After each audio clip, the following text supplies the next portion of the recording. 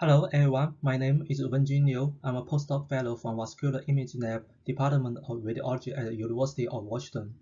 The title of my talk today is Association of Intracranial Vascular Verification with Cognitive Impairment and Brain Atrophy in Hypertensive Older Males.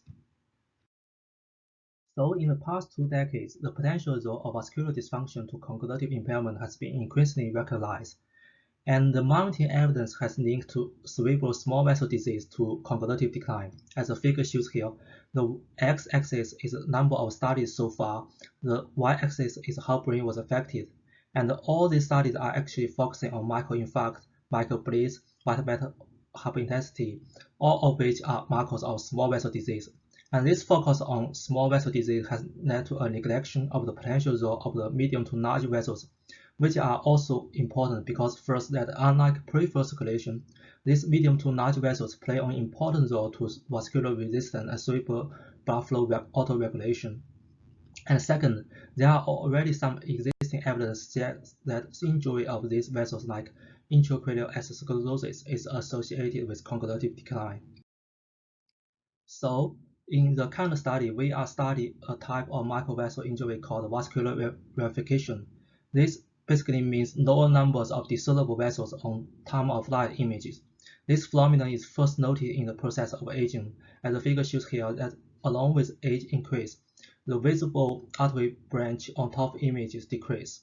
And our recent work has also revealed that this phenomenon also occurs in response to systematic cardiovascular risk factors, as we noted in hypertensive patients with uncontrolled blood pressure compared to those with well-controlled blood pressure.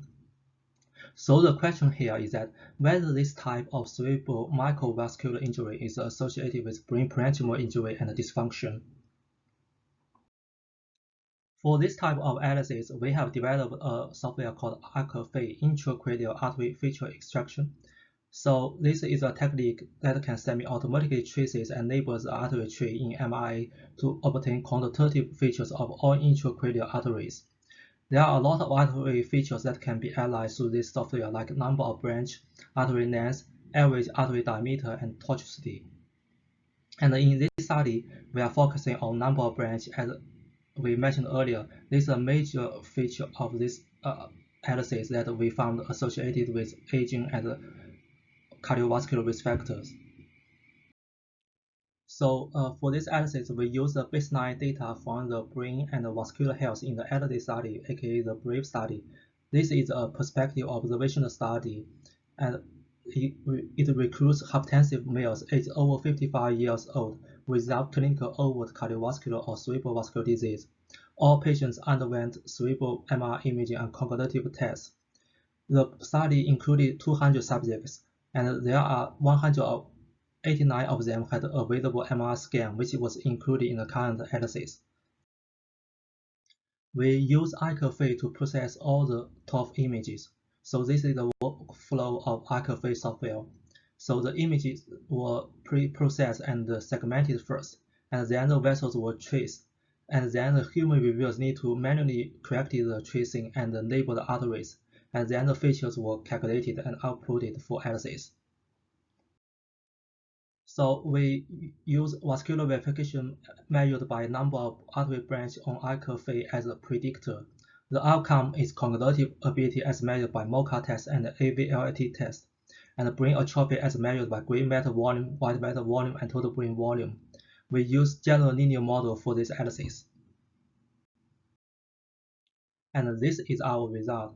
So the mean age of the population is 65 years old, and the average number of artery branch on iCafe analysis is 92.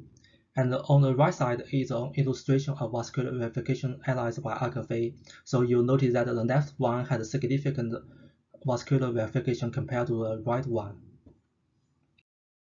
And this is the association between vascular verification and cognitive ability. And in univariate analysis, we notice that a number of branch is positively associated with AVLT short recall test and AVLT delayed recall test. And these two tests are a major reflection of memory ability. And in multivariate analysis, where we adjusted for a number of potential covariates, these associations remain significant. And this is an association between vascular verification and brain atrophy markers. In univariate analysis, we found the number of branches is associated with total brain volume and is marginally associated with gray matter volume and white matter volume. And in multivariate analysis, the association between vascular verification and total brain volume and white matter volume remains significant.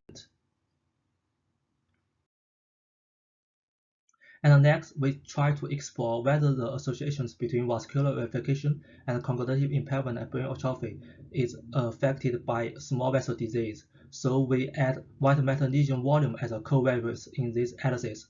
So as the table shows that adding white matter lesion as a covariance doesn't essentially change the significance of the observed associations.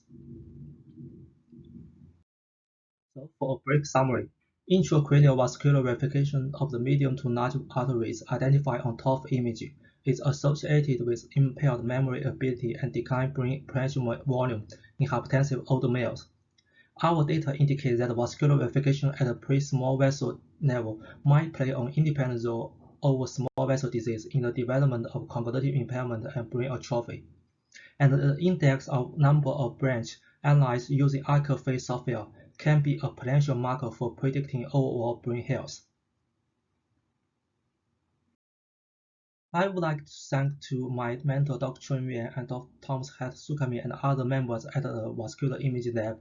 And I would also thank to the research team of the BRAVE1 study at Nanjing Medical University led by Dr. Junwei Yang and Dr. Haiger Li.